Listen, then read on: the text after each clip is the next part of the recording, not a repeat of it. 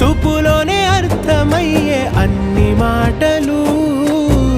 ముందు లేని ఆనవాలు లేనిపోని కారణాలు కొత్త కొత్త ఓనమాలు ఎన్ని మాయ